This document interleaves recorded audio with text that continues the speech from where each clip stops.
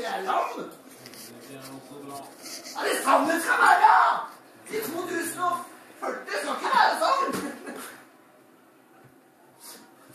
Jeg vet hva du tenker. Du tror ikke jeg får det opp, du. Du tror ikke jeg får det opp, du. Ja. Nå plukker du munnlatt etter meg. Sånn skal Morten bli. Nei.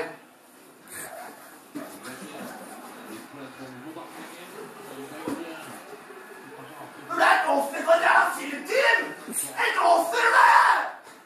Hva sitter dere så for å filme meg? Hvorfor filmer du meg? Er det så moro at jeg sitter i rullestol? Jeg vet hva du tenker! Hva slapp ned, da?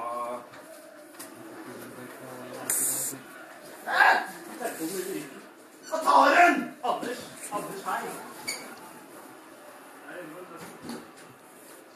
Nå sitter